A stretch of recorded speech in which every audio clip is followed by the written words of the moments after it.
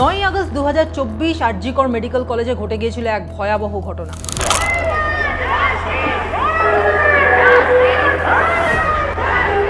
এবং এরপর একের পর এক এমন ঘটনা ঘটেছে। 14ই আগস্ট রাত্রে যখন রাত দখলে গোটা শহর পথে নেমেছিল, সেদিন ঘটেছিল ভ্যান্ডালিজম এবং তারপর প্রমাণ লোপাটের চেষ্টা। এবং এই সমস্ত ঘটনার ঘটার জন্যই আরজিকর মেডিকেল কলেজ কিন্তু বরাবর শিরোনামে থেকেছে। এতটাই বেশি এই ঘটনার গুরুত্ব হয়েছিল যে এই ঘটনা কিন্তু চলে গেছে শীর্ষ আদালতে, এবং শীর্ষ আদালতে সিবিআই এর পেশ করা স্ট্যাটাস রিপোর্ট দেখে রীতিমতো আতঙ্কিত হয়ে পড়েছিলেন ডিভিশন বেঞ্চের বিচারপতিরা। কি ছিল সেই স্ট্যাটাস রিপোর্টে, তার কয়েকটা কপি রয়েছে আমাদের কাছে, এবং এই বিষয়ে কিন্তু আমাদের সঙ্গে আজ আলোচনা করেছেন ডক্টর তাপস প্রামাণিক, যিনি সেই ভয়াবহ রাতে উপস্থিত ছিলেন আরজিকরে। কি বলছেন তিনি, দেখব।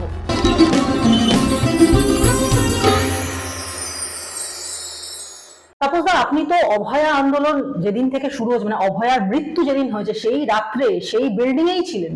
কি আপনার সেদিনের অভিজ্ঞতাটা যদি একটু ছোট করে বলেন।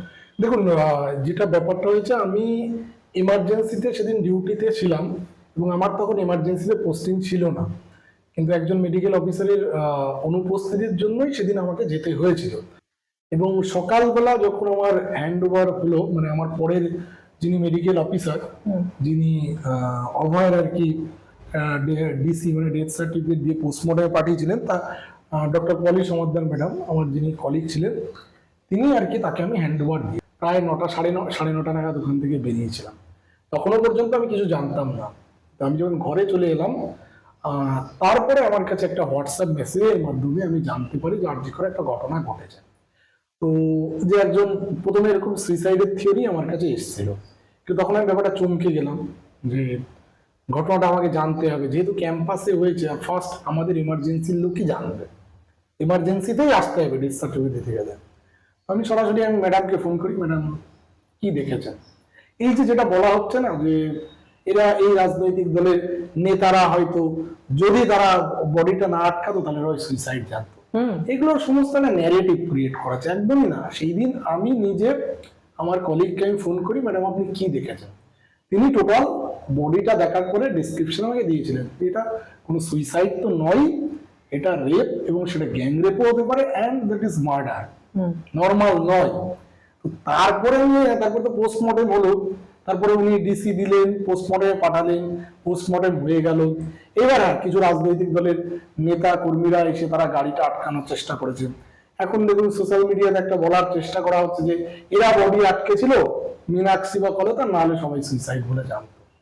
এই যে অদ্ভুত কথাগুলো বলা হচ্ছে, এগুলো সত্যিই অদ্ভুত। কারণ তার যে প্রাইমারি পোস্টমর্টেম হয়েছে সেটা নিয়ে অনেক প্রশ্ন থাকতে পারে, কিন্তু প্রাইমারি পোস্টমর্টেমে সেখানে বলা হচ্ছে সেটা মার্ডার, যে মার্ডার করা হয়েছে। তাহলে আপনি কি করে বলছেন যে বডিটা সেকেন্ড পোস্টমর্টেমটা করতে দেয়নি? আর সেটা তো একটা তার ভূমিকা রয়েছেই, শাসক দল প্লাস কলকাতা পুলিশ বা এদিকে বিধায়ক নির্মল ঘোষ, এদের তো বড় সড়ো ভূমিকা রয়েছে। গ্রিন করিডোর করে ফোর্সফুলি বডিটাকে মা বাবার পারমিশন না নিয়ে ক্রিমেশন করে দেওয়া হয়, একদমই ভুল কথা। কারণ অলরেডি তখন আমি নিজে পার্সোনালি আমি জানি যে সন্দীপ ঘোষ পাওয়ারফুল লোক। আমি কিন্তু সবার কাছে অন্তত প্রচুর জায়গায় ইনফরমেশন পার্সোনালি আমি শেয়ার করে দিয়েছি যে এটা কখনোই সুইসাইড নয়। যিনি বডি রেখেছেন, যিনি এর ডিসি দেবেন, তার বক্তব্য আমার কাছে আছে, অতএব এটা সুইসাইড নয়। তাপসদা, আমরা সেই রাত্রে আমরা সাংবাদিকরা একটা মেসেজ পেয়েছিলাম, একটা নয় একাধিক মেসেজ পেয়েছিলাম, যেগুলো আরজিকরেরই বিভিন্ন জুনিয়র ডাক্তাররা তাদের গ্রুপ থেকে পাঠাচ্ছিল বা গ্রুপে পাঠিয়েছিল। কেউ বলছে যে সেগুলো সব ভয়েস মেসেজ, ফিস করে কথা বলছে যে আমরা এখানে আটকে পড়েছি, আমরা জানি না আদৌ বেরোতে পারবো কিনা, প্রচুর লোকজন ঢুকে এসেছে, আমাদের ভীষণ প্রাণের ভয় করছে। এই ধরনের প্রচুর মেসেজ সেই রাত্রে আমাদের কাছে এসেছিল। আমরাও কিন্তু ওই রাত্রিবেলায় ছুটে এসেছিলাম আরজিকরে যে কি হচ্ছে বিষয়টা সেটা সম্বন্ধে জানতে। সে রাত্রে আমরা কেউ ঘুমোইনি, কোনো সাংবাদিক সে রাত্রে ঘুমোয়নি। কিন্তু এই যে আজকে আমরা যখন নতুন করে অ্যানালিসিস করতে বসেছি বিষয়গুলো নিয়ে, সেদিনকে রাত্রে এই মেসেজগুলো কেন আমাদের কাছে এসেছিল যে জুনিয়র ডাক্তাররা বলছে যে প্রচুর লোক ঢুকে এসেছে, আমরা প্রাণের ভয় পাচ্ছি? দেখুন, আরজিকর ব্যাপারটা ছিল সন্দীপ ঘোষের হাতে, আর সন্দীপ ঘোষ হচ্ছে একজন ক্রিমিনাল। ধরুন এত বড় একটা ইনস্টিটিউশন, আমার এই ইনস্টিটিউশনে আমি আছি 2009 থেকে।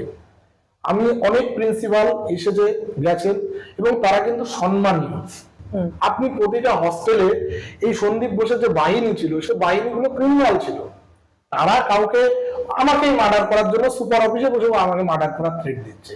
এরা মেনে দিতে পারে, মার্ডার করতে পারে। এদের এই যে জ্ঞানটা ছিল, এই জ্ঞানটা সম্পূর্ণভাবে তোলাবাজি জ্ঞান। আপনি যদি খবর নিয়ে থাকেন, রাস্তার উল্টো দিক থেকে ওরা টাকা তুলতে যেত এবং সেই টাকা সন্দীপ ঘোষ ভাগ পেত এবং এটাকে পুরো একটা ভয়ের রাজ্য তৈরি করে রেখেছিল।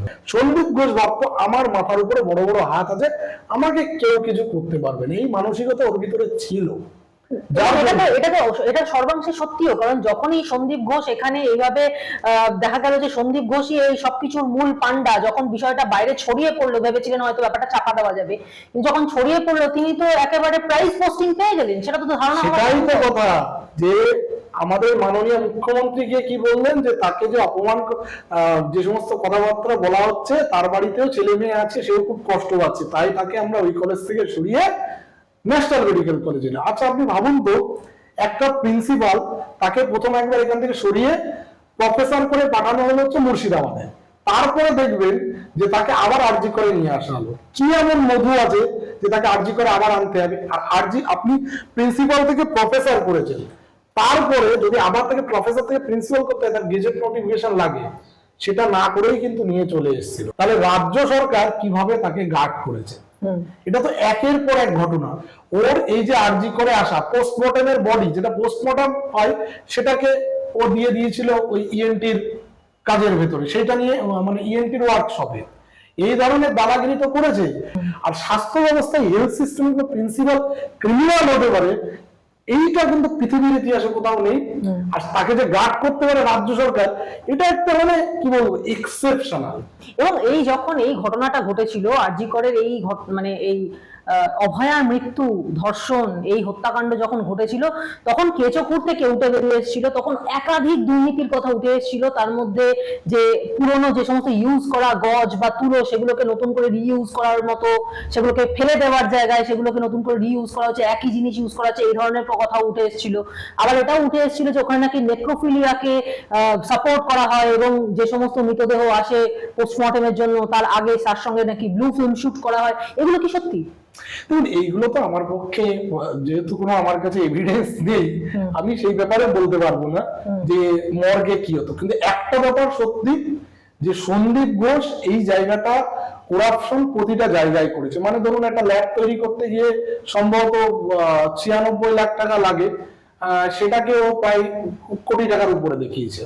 ও কয়েকটা দেখেছিলাম যে ওই বিভিন্ন সময় যে কাউন্সিলিং হতো, সেই কাউন্সিলিং এ ল্যাপটপ ভাড়া নিয়ে বাবদ 7.5 লাখ টাকা না এরকম একটা অ্যামাউন্ট দেখিয়েছি। এইরকম এক্সাক্ট অ্যামাউন্ট গুলো আমার এই মুহূর্তে মনে নেই। আমি হচ্ছে ফাইলটা দেখেছিলাম, ফাইলে শুধু যেটা 10 টাকা, ও সেটাকে 50 টাকা করেছে। আমি এমনও বলছি, এমনও প্রফেসর আছে আমার সাথে কথা বলে যারা ডিরেক্টলি বলতে পারেনি যে হসপিটালে কোনো একটা ধরুন ইনস্ট্রুমেন্ট লাগবে, সেটার দাম হচ্ছে 1 কোটি টাকা বা 1.5 কোটি টাকা, সেটা হচ্ছে কোম্পানিকে বলেছে যে অ্যামাউন্ট করবে তার ভিতরে 40% তাকে কমিশন দিতে হবে, না হলে সেই ইনস্ট্রুমেন্ট আরজি করে ঢুকবে না। আমি অন্তত যতটুকু জানি যে corruption was everywhere in the আরজি কর যখন সন্দীপ ঘোষ ছিল। এই যখন সিবিআই এর প্রশ্ন তুললেন, তখন আমি এই প্রশ্নে আসি যে বারবার কিন্তু সিবিআই এর যে তদন্ত বা তদন্ত পদ্ধতি, তা নিয়ে প্রশ্ন তুলেছেন অভয়ার মা বাবা। তাদের বারবার এটাই বক্তব্য ছিল যে সেই রাত্রে যারা যারা ছিল অভয়ার সঙ্গে, কেন তাদেরকে ডেকে মানে জিজ্ঞাসাবাদ সিবিআই করলো না। এই প্রশ্নগুলো যেমন উঠেছে, এবং তার সঙ্গে এটাও প্রশ্ন উঠেছে যে যে কারণে কলকাতা পুলিশের কাছ থেকে তদন্তভার সিবিআই হাতে দেওয়া হলো, যে নতুন কিছু তথ্য যদি আসে, সেখানে দাঁড়িয়ে দেখা গেল কলকাতা পুলিশ যাকে এই সঞ্জয় রায়কে তাকে দোষী সাব্যস্ত করেছে, সিবিআই শুধুমাত্র তার পিঠে একটা ছাপ মারলো যে না ঠিকই তদন্তটা হয়েছে, এর বাইরে কিছু হয়নি। কিন্তু যা এভিডেন্স, সার্কামশিয়াল এভিডেন্সেস বা যা সমস্ত এতদিনের এই বিষয়গুলো নিয়ে যারা চর্চা করে থাকেন, প্রাক্তন সিবিআই কর্তা থেকে শুরু করে বহু মানুষ, তারা কিন্তু বারবার বলছেন যে এটা একজনের কাজ হতেই পারে না। আপনিও কি তার সাথে একমত? দেখুন, আমি অলরেডি বলেছিলাম, এর আগেও সাক্ষাৎকারে বলেছি যে এই ধরনের ক্রাইম যেরকম দেখেছি, তাতে মিনিমাম 4 থেকে 5 জন, অন্তত 4 জনের উপরে আদারওয়াইজ করা সম্ভব নয়। এইবার দেখবেন যে প্রাক্তন যিনি আমাদের সিবিআই কর্তা উপেন বিশ্বাস স্যারও বলেছিলেন 6 জন মিনিমাম, আমি অন্তত 4 জন বলেছি। এবার তার অনেকগুলো বেসিস ছিল। এইবার সব থেকে বড় সমস্যা দাঁড়িয়েছে যে এই ট্রায়ালটা হয়ে যাওয়া, আর এই ট্রায়ালটা হতে কে সাহায্য করেছে, যিনি অভয়ের বাড়ির আইনজীবী ছিলেন বৃন্দা গ্রোভার ম্যাডাম অ্যান্ড তার টিম, তারা কিন্তু ট্রায়াল করিয়েছে এবং পুরোপুরি বলবো তারা কম্প্রোমাইজ ছিল, যার জন্য ট্রায়াল হয়ে কেসটা কিন্তু শেষ হয়েছে। কিন্তু এটাও আমি আপনাকে বলতে পারি কেসটা কিন্তু শেষ হয়ে যায়নি। কেন শেষ হয়ে যায়নি? সিবিআই কিন্তু অলরেডি যে স্ট্যাটাস রিপোর্ট গুলো দিয়েছিল সেই স্ট্যাটাস রিপোর্ট গুলো কিন্তু আমিও স্টাডি করে দেখেছি। এবং কিছুদিন আগে আমি যখন কলকাতা বাইরে যাওয়ার আগে সিবিআই ইনভেস্টিগেটিং অফিসারের সাথে আমি প্লাস অভয়ের মা বাবা আমাদের কিন্তু কথা হয়েছে অনেক সময়, এবং বেশ কিছু আমাদের যে কথাগুলো তাদের কাছে আমি জমা দিয়ে এসেছিলাম যে এই জায়গায় অসঙ্গতিগুলো রয়েছে সেগুলো কিন্তু অলরেডি তারা নোট করেছে, এবং দেখবেন তার ঠিক পরেই শিয়ালদা কোর্টে তারা একটি স্ট্যাটাস রিপোর্ট দিয়েছে যে অভয়ের মা বাবা এবং তার সাথে একজন ছিলেন, তারা যে অসঙ্গতিগুলো জমা দিয়েছে সেগুলো আমরা তদন্ত করছি। তদন্তে আমি কয়েকটা জিনিস সবকিছু তো বলা সম্ভব নয় যে কি সিক্রেট কনভারসেশন হয়েছিল, কিন্তু এটুকু আপনাকে বলতে পারি সাপ্লিমেন্টারি চার্জশিটে কিন্তু অনেকের নাম আসবে। এই যে বলা হচ্ছে না প্রমাণ লোপাট হয়েছে, এই 9 থেকে 13 এর ভিতরে হওয়ার কিন্তু যথেষ্ট চান্স আছে। আপনি তো ভয়ঙ্কর একটা ইনফরমেশন দিচ্ছেন একদম। এটা আমার কথা নয়, সিবিআই স্ট্যাটাস রিপোর্ট, মানে সেই স্ট্যাটাস রিপোর্ট যেটা মানে পার্দিওয়ালা সাহেব দেখে অবাক হয়ে গেছিল। এবং এই যে রিপোর্টটা যেটা রয়েছে এখানে এটাও লিখেছে যে no cogent explanation done by Kolkata police. কেন দেরি হলো? কলকাতা পুলিশ কিন্তু এক্সপ্লানেশন সিবিআই কে দিতে পারেনি। এইবার দেখুন এই ডিউরিং দ্য টাইম পিরিয়ডে স্যাম্পল যদি চেঞ্জ হয় বা স্যাম্পল যদি ডিস্ট্রয় হয় তাহলে, এবং সেটা চান্স বেশি, কারণ যে চার্জশিট যেটা আমাদের এসছে যে নো সিমেন্ট ফাউন্ড, দেখুন কোথাও একটা রেপ হলো, কোথাও একটা মার্ডার হলো, এমআইএমবি রিপোর্ট যেটা বলছে যে either say during the rape barrier use করেছে, না হলে ফোর্সফুল অন্য কোনো নন পেনাইল পেনিট্রেশন হয়েছে, এমআইএমবি মাল্টি ইনস্টিটিউশন মেডিকেল বোর্ড। আচ্ছা, কেউ যদি নেশাগ্র অবস্থায় বা এই ধরনের কাজ করে, আজ পর্যন্ত কোনো রেপ হয়েছে যে সে ওই টাইম পিরিয়ডে বেরিয়ার ইউজ করবে? এটা কোনোদিন মানে অন্তত হয় না। তাহলে এই থিওরিটা খাটছে না, এবং যেটা দেখা যাচ্ছে যে সেখানে সিমেন্ট পাওয়াও যায় না, নো সিমেন্ট পাওয়া। এবং এটা যদি তাই হয়, এটা যদি সত্যি না পাওয়া যায় বা আপনি যেটা বলছেন বেরিয়ার ইউজ করে হচ্ছে কিনা, তাহলে বলতে হবে যে এটা সম্পূর্ণ প্ল্যান্ড। একদম। এটা 9 থেকে 13 তারিখ এই ডিউরেশনটা কি হলো স্যাম্পলের সাথে? এই স্যাম্পলের সাথে চেঞ্জ যাওয়া, সন্দীপ ঘোষের হাতে তখন ক্ষমতা, চেঞ্জ করা কি খুব অসম্ভব? প্ল্যান করা কি কোনোদিন অসম্ভব? আমি অন্তত মনে করি না। আমি একদম গ্যারান্টি দিয়ে বলছি এই 9 থেকে 12 তারিখ, এই যে সিবিআই বারবার বলছে না যে সিবিআই কাছে এক্সপ্রেশন দিতে পারে, এই ধরনের একটা কেসে কি করে সিএফএসএল এর কাছে না গিয়ে এতদিন পুলিশের কাস্টডিতে থাকলো? এগুলো নিয়ে সিবিআই, আমি জানি না সিবিআই কি তদন্ত করেছে, তারা পরবর্তীকালে কি রিপোর্ট জমা দেবে। এবং আরো একটা ব্যাপার যেটা হচ্ছে যে ক্রাইম সিনটা ভাঙার জন্য সাইন কার রয়েছে? হেলথ সেক্রেটারি, প্রিন্সিপাল এবং আমাদের এই ডিপার্টমেন্টের ডাক্তারবাবুদের। আমি বলছি health secretary to PWD engineer, যারা এই ক্রাইম সিনটাকে ভেঙেছিল, তাদের সবার নাম সাপ্লিমেন্টারি চার্জশিটে আসবে। তো এই যে আপনি তাহলে তো মানে যে সাপ্লিমেন্টারি চার্জশিট পাওয়ার আশা বা মানে ভরসা সবকিছু মানুষ হারিয়ে ফেলেছিল, সবাই মনে করেছিল যে অভয়া মামলাটা একেবারেই ডুবে গেছে, সাপ্লিমেন্টারি চার্জশিট বোধহয় আর আসবেই না, সেখান থেকে আপনি তো একটা ভয়ঙ্কর তথ্য দিচ্ছেন। আমি আপনাকে দায়িত্ব নিয়ে বলছি যে আমি যখন এই কিছুদিন আগে লাস্টবার অভয়ের বাবা মা এবং আমি, সিবিআই ইনভেস্টিগেটিং অফিসার, বর্তমানে এসপি তে প্রমোট হয়েছে সীমা পাহুজা ম্যাডাম, এবং তার সাথে আরেকজন ছিলেন সম্বোধন নিলাম শ্রী বা কিছু একটা নাম, তারা কিন্তু আমাদের ক্লিয়ারলি বলেছে যে আমরা সাপ্লিমেন্টারি চার্জশিট দেব। কবে দেব সেটা আমাকে ডেট বলেনি, কিন্তু সাপ্লিমেন্টারি চার্জশিট দেবে। কারণ যে চার্জশিট সিবিআই যে স্ট্যাটাস রিপোর্ট সুপ্রিম কোর্টে দিয়েছে, সেই স্ট্যাটাস রিপোর্টকে আপনি কি করে অস্বীকার করবেন? সেখানে তো নিজেরাই লিখেছেন, তদন্ত করে আপনারা লিখেছেন, সেই তদন্তের বেসেই আপনাকে উত্তরটা দিতে হবে। এতগুলো নাম যেখানে কলকাতা পুলিশ এক্সপ্লেনেশন দিতে পারছে না, তাদের সিএফএসএল এর এই স্যাম্পল পাঠাতে কেন দেরি হলো, এই ডিউরিং দ্য পিরিয়ডে কোনো স্যাম্পল চেঞ্জ হয়েছে কিনা, এটা এফআইআর করতে দেরি করেছে, এবং ক্লিয়ারলি স্ট্যাটাস রিপোর্টে অনেক জায়গায় লেখা আছে যে কলকাতা পুলিশের উপরে সন্দেহ হচ্ছে। তাহলে সেই সন্দেহগুলো হয়েছে, সেই সন্দেহগুলো সলিউশন কি? তাহলে কি আপনার এটা মনে হচ্ছে যে বারবার সিবিআই কে বাংলায় এসে ব্যর্থ হতে হচ্ছে এবং বাংলার মানুষের কাছে বারবার শুনতে হচ্ছে যে সিবিআই কোনো কাজেরই না, কেন শুধু শুধু সিবিআই কে দেওয়া হলো, সিবিআই কম্প্রোমাইজ, এই জাতীয় একটা অসম্মান বারবার বাঙালির কাছ থেকে পেতে হচ্ছে? এই কারণেই বাধ্য হয়ে সিবিআই এবারে কম্প্রোমাইজ এই তকমাটা ঝেড়ে ফেলার জন্যই এই সাপ্লিমেন্টারি চার্জশিট দিতে চলেছে? দেখুন, আমি একটা কথা বলেছি, যেটা কিন্তু সারদা নারদা নয়, this is rape and murder case. আর এইটা সারদা নারদার মতো 10 সাল তদন্ত করার মতো কেস নয়। অতএব সাপ্লিমেন্টারি চার্জশিট দেওয়াটা অত্যন্ত জরুরি, এবং যিনি ইনভেস্টিগেটিং অফিসার তার রিটায়ারমেন্টের সময় হয়ে গেছে। আমরা অনুরোধ করেছি, ম্যাডাম আপনি রিটায়ারমেন্টের আগে এমন কিছু করে যান যেটা গোটা বিশ্ব দেখতে পায়। সাপ্লিমেন্টারি চার্জশিট নিয়ে অলরেডি আমাদের শিয়ালদা কোর্টে আমাদের কিন্তু আইনজীবীরা জমা দিয়েছে, কিন্তু যেহেতু এখন বিচারপতি চেঞ্জ হয়েছে বলে টাইম লাগছে, আর হাইকোর্টে যেহেতু শুনানি হয়নি, এই কথাগুলো কিন্তু উঠবে।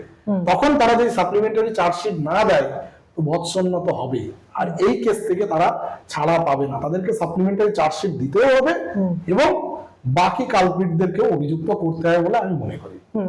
এবং এই পরিস্থিতিতে মানে যেহেতু এখন রাজ্যে ভোটের দামামা বেজে গেছে, তার মধ্যে আমরা একটা খুব হাই ভোল্টেজ নিউজ হিসেবে যেটা পাচ্ছি যে অভয়ার মা বাবা তারা কিন্তু রাজনীতি থেকে দূরেই থাকতে চেয়েছিলেন, কিন্তু বাধ্য হয়ে তারা আজকে একটি রাজনৈতিক দলের হয়ে অভয়ার মা আজকে ভোটে দাঁড়িয়েছেন পানিহাটি থেকে।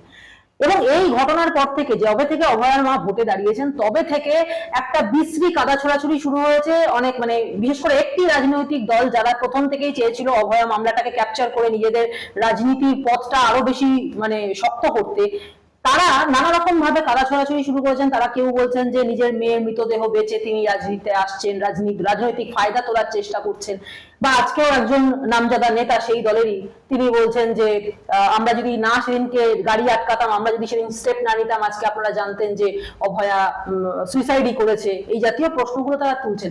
এইখানে দাঁড়িয়ে আপনার ঠিক কি মনে হয়? সব থেকে হাস্যকর, এই যে হাস্যকর কথা বলছে যে মীনাক্ষী কলতান এরা বডি না আটকালে জানতাম যে সুইসাইড। দেখুন, আমি 11টা 11:30টার ভিতরে অলরেডি নিউজ সব জায়গায় আমি দিয়ে দিয়েছি, মিডিয়া থ্রু এবং সমস্ত জায়গায়। কারণ আমার কলিগ সেদিন এই বডিটাকে দেখেছে, সে ডিসি তৈরি করেছে।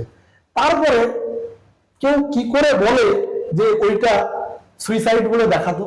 এইবার হচ্ছে দেখুন, অভয়ার মা বাবা দাঁড়িয়েছে, মানে অভয়ার মা পানিহাটি থেকে দাঁড়িয়েছে, তো সেই জায়গায় দাঁড়িয়ে আমি বলবো যে তাদের নামে যে কাদা ছোড়াছুড়ি করা হচ্ছে, তারা হচ্ছে এই সমাজে যারা কাদা ছোড়াছুড়ি করছে এই সমাজের সবথেকে নিকৃষ্ট প্রজাতির জীব।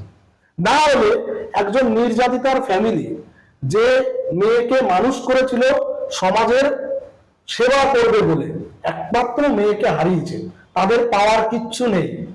আচ্ছা আপনি বলুন তো, তামান্নার মা দাঁড়িয়েছে, আজকে অনেকে বলছে তামান্নার মা সিপিআইএম করতো তাই। আচ্ছা তামান্নার ঘটনা হলে সিপিআইএম কি তামান্নার মাকে টিকিট দিত না? আজকে অভয়ের মা দাঁড়িয়েছে, আমি যদি ধরেও নি অভয়ের মার ফার্স্ট মোটো কি, মেয়ের বিচার তো অবশ্যই। তাছাড়াও তিনি চান যে আমার পাওয়ার কিছু নেই, আমাদের লাইফ, ওদের আমি যেটা দেখেছি ওদের শুধু শরীরটা বেঁচে আছে, ওরা একটা মৃত লাশ। আমি সিবিআই অফিসে যখন গেছি, আমি সীমা পাহুচা ম্যাডামকে বললাম, ম্যাডাম খুব ভালোভাবে বললাম, ম্যাডাম এই যে দুজন মানুষকে দেখছেন না, এরা মৃত লাশ হয়ে গেছে, এদেরকে একটু দেখুন, আপনি কিছু করুন, আপনারা কিছু করুন, আপনারা প্রিমিয়ার ইনভেস্টিগেটিং এজেন্সি ভারতবর্ষের, আপনারা বিশ্বাসটা জাগান। আমরা আপনাদের সাথে ঝগড়া করতে আসিনি, কিন্তু এই যে দুটো মানুষ বসে আছে আপনার সামনে, এরা কিন্তু মৃত লাশ, এদের পাওয়ার কিচ্ছু নেই। এদের যে অন্য কোনো ছেলে মেয়ে আছে তাও না, এরা কার জন্য করবে? আজকে ভোটে দাঁড়ালে তাদের মোটো হচ্ছে নারী সুরক্ষা। পশ্চিমবঙ্গে যে একের পর এক ঘটনা ঘটে গেছে, যাতে দ্বিতীয় কোনো অভয়া না হয়। আজকে যদি তারা বিধানসভায় যায়, তারা অনেক কিছু করতে পারবে, এই সমাজের জন্য করতে পারবে, তাহলে তাকে কেন সাপোর্ট করবে না? এবার একটা বড় দেশের ভেতরে একটা বিভিন্ন রাজ্যে বিভিন্ন ঘটনা ঘটতে পারে, ওই রাজ্যে ঘটেছে বলে সেই রাজ্যটাকে আপনি এখানে টেনে আনবেন, এটা তো হতে পারে না। তাহলে আপনার 34 বছর আমাকে দেখতে হয়। তো সেই জায়গায় দাঁড়িয়ে থেকে যে ধরনের বক্তব্য রাখছে, যে মেয়ে মানে খুব খুব অত্যন্ত খারাপ লাগছে, মানে কি বলবো যে এতটা নোংরামো করছে। মানে আমি সোশ্যাল মিডিয়ায় ইভেন আমাকে পর্যন্ত টানাটানি করা হয়েছে। আমি যখন নিজে হসপিটালাইজড সিএমসি ভেলোরে, যখন তার মা বাবা দাঁড়িয়েছে, আমাকেও প্রচন্ড আক্রমণের শিকার হতে হয়েছে, সোশ্যালি মেলাইন হতে হয়েছে। আমি কিছু মনে করি না, আমি কিছু কিছু জায়গায় প্রোটেস্ট করেছি, কারণ ওর অভয়ের মা বাবাকে নিয়ে যে ঘৃণ্য ভাষায় আক্রমণ করা হয়েছে, এর থেকে নোংরা এবং এই লজ্জাজনক এই সোসাইটির এই জীবগুলো যারা যারা করেছে, আমি বলবো যে এরা কোনো মানুষের পর্যায়ে পড়ে না। একটা শেষ প্রশ্ন আপনাকে করব, যদিও সেটা অভয়াকে ঘিরেও, আবার অভয়াটাও শুধু নয়, সেটা হচ্ছে যে অভয়া কাণ্ড মানুষকে চোখে আঙুল দিয়ে দেখিয়ে দিয়েছে যে রাজ্যের স্বাস্থ্য পরিষেবা বা স্বাস্থ্য ব্যবস্থার কি ভয়ঙ্কর দশা। এবং তারপরে এই ঘটনার আঁচ এখনো পর্যন্ত ঠান্ডা হতে পারেনি। তার আগেই কিন্তু আর জি কর মেডিকেল কলেজে পরপর আরো দুখানা দুর্ঘটনা ঘটে গেল, এবং শুধুমাত্র গাফিলতির জন্য। একজন সুস্থ স্বাভাবিক মানুষ, তিনি লিফটে আটকে পড়ে সেখানে তার লিভার, তার বুকের মধ্যে ফেটে গিয়ে, মানে তার যা পোস্টমর্টম রিপোর্টে যা দেখা গেছে যে লিভার ফেটে গেছে, তার হার্ট ফেটে গেছে, এই সমস্ত করে মুখে রক্ত উঠে মানুষটা মারা গেল। এবং তারপর আরেকজন বৃদ্ধ ট্রমা কেয়ারে, তিনি সামনে মানে যে বাথরুমটা সেটা খোলা পেলেন না, তাকে বাধ্য হয়ে সুলভ শৌচালয়ের দিকে যেতে হলো, এবং সেখানে কেউ তাকে হেল্প করলো না, তিনি পড়ে গিয়ে মারা গেলেন। এই রাজ্যের যিনি স্বাস্থ্যমন্ত্রী, তিনি কি 15 বছরে একটু সময় পাননি যে এই পরিষেবাগুলো যাতে ঠিকঠাক করা যায় সেদিকে নজর দেওয়ার জন্য? আর তিনি বলছেন যে আমাকে ভোট দিন, আমাকে ভোট দিন। দেখুন, আমাদের মুখ্যমন্ত্রীর কাজ হচ্ছে ওই ভাতা দিয়ে রাজ্য চালাবো। আর এই যে সরকারি পরিষেবায় আমি আপনাকে বলতে পারি, যেহেতু আমি সরকারি জায়গায় কাজ করি এবং আরজি করে ওতপ্রোতভাবে জড়িত, আপনি যদি প্রতিটা সরকারি ইনস্টিটিউশনে দেখেন, শুধু আরজি কর বলে নয়, সমস্ত জায়গায় প্রাইভেট এজেন্সির হাতে। আপনি যদি হসপিটালগুলোর বেসে কথা বলি, ডাক্তার এবং নার্সিং স্টাফ বাদে সবই প্রায় প্রাইভেট। এই যে কন্ট্রাকচুয়াল পদ্ধতিতে সরকার স্বল্প মাইনায় কাজ করায়, তাতে কি হয়, লায়াবিলিটি খুব কম থাকে। এবং তার ভিতরেও দেখবেন সেই রিক্রুটমেন্ট গুলো পলিটিক্যাল রিক্রুটমেন্ট, মানে কোনো নেতা ধরে তারা হয়তো কাজটা পেয়েছে। এইবার হচ্ছে সেখানে হচ্ছে আন্ডার স্টাফ, মানে হচ্ছে যতগুলো দরকার তার থেকে কম স্টাফ। আরজি করে আপনি লিড নেন, বলেন লিড, এই যে ঘটনা আছে, দুজন সিকিউরিটিকে অ্যারেস্ট করেছে, কি বেসে অ্যারেস্ট করেছে আমি জানি না। আমি নিজে প্রতিবাদ করেছিলাম যে ডাক্তার, নার্স এবং ডেপুটি সুপার, অ্যাসিস্ট্যান্ট সুপার সবাই ডিউটিতে থাকবে, কিন্তু কোনো পিডব্লিউডির ইঞ্জিনিয়ার কেউ থাকবে না, লিফট সুপারভাইজার থাকবে না। আজকে ওই রাতে যদি একজন ইঞ্জিনিয়ারিং পার্সোনাল থাকতো, তাহলে তাকে রেস্কিউ করা যেত। বা আমি বলছি, আমাদের এখানে সিআইএসএফ আসার পরে বেশ কিছু ট্রেনিং তারা দেখি মাঝে মধ্যে করে। আমাদের কিন্তু এই যে যারা সিকিউরিটি পিটি আছে, এদের যে একটা কোনো ট্রায়াল, যে কোথায় কিভাবে হসপিটালে এমার্জেন্সি হতে পারে, কিভাবে রেস্কিউ অপারেশন করব, এই ধরনের কোনো প্ল্যান প্রোগ্রাম কিন্তু হয় না। গত 2 বছর ধরে আমি, আমাদের যে এমওআইসি আছেন দীপক মিস্ত্রি সাহেব, আমরা দুজন মিলিত হবে, প্রিন্সিপাল, এমএসবিপি, তাদেরকে অনেকবার বলেছি এবং তারাও স্বাস্থ্য ভবনকে অনেকবার জানিয়েছে, কোনো কর্ণপাত করেনি। সরকার এটা নিয়ে কিচ্ছু করেনি। এক তো প্রথমে সন্দীপ ঘোষের মতো ক্রিমিনালকে প্রমোট করে গেছে, তারপরে এই ঘটনাকে ঠিক করার জন্য যে উদ্যোগ নেওয়া উচিত সেটা নেয়নি। তারপরে সুপ্রিম কোর্টের যে টাস্ক ফোর্স করেছিল, যে কমিটি করেছিল, পশ্চিমবঙ্গ থেকে কাউকে রাখা হয়নি। সুপ্রিম কোর্ট কেন এটা করলো আমি জানি না। এবং পরবর্তীকালে যে সমস্ত রিপোর্ট জমা দিয়েছিল সুপ্রিম কোর্ট তারপরেও কিন্তু খুব বেশি কোনো কিছু অ্যাকশন নেয়নি, এবং তারা বলছে তারা ফ্রাস্ট্রেটেড, তার বেশি কিছু তারা করেনি। আমি সম্মান রেখেই বলছি, কিন্তু এই যে দেখুন, তখন তো সুপ্রিম কোর্ট কত কি বললো, কি লাভ হলো? আলটিমেট দিনের শেষে at the end of the day RG করে মর্মান্তিক ভাবে 2 জন মানুষের মৃত্যু হলো। এই দায়িত্ব ডাক্তারদের নয়। ইনফ্রাস্ট্রাকচারের সমস্যা, স্টাফের সংখ্যা কম, আপনি মাত্র কয়েকটা স্টাফ দিয়ে হসপিটাল চলছে। ডাক্তার সব জায়গায় আপনি যদি বলেন ভ্যাকেন্সির লম্বা লিস্ট, যেটাকে দিয়ে সরকারি হসপিটাল চালানো যায় না, চালানো হচ্ছে। কি ভয়াবহ পরিস্থিতি আমাদের রাজ্যে, সেটা তো আপনারা জানতেই পারলেন। আপনারা চোখের সামনে দেখতে পাচ্ছেন যে রাজ্যে উন্নতির নামে, উন্নয়নের নামে ঠিক কি কি চলছে। সত্যি কি উন্নয়ন চলছে? যদি সত্যি সত্যি উন্নয়ন করতে হয়, তাহলে আমরা যেটা জানি যে প্রথমে শিক্ষা ক্ষেত্র, স্বাস্থ্য ক্ষেত্র, এইসব জায়গার উন্নয়ন করতে হয়। সেখানে শিক্ষা রাস্তায় বসে আছে, স্বাস্থ্য ক্ষেত্রের কি দশা সেটা আপনারা শুনতে পারলেন একজন সরকারি ডাক্তারের কাছ থেকে। এবং এরপরে আরো কি ভয়ঙ্কর ঘটনা ঘটতে চলেছে সেটা তো আমরা জানি না। একটা আরজি করের মতো হাসপাতাল, যেটা আজকে মৃত্যুপুরী হয়ে উঠেছে, শুধুমাত্র সাধারণ মানুষের জন্য নয়, যিনি রোগী আছেন তার জন্য, যিনি রোগীর পরিবার আছেন তার জন্য, সর্বোপরি যিনি ডাক্তার আছেন তার জন্য।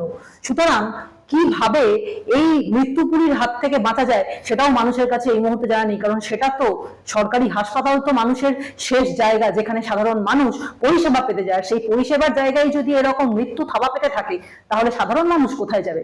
ক্যামেরায় রাজ ঘোষালের সঙ্গে অনন্যা মজুমদার, দেখতে থাকুন বাংলা স্ফিয়ার।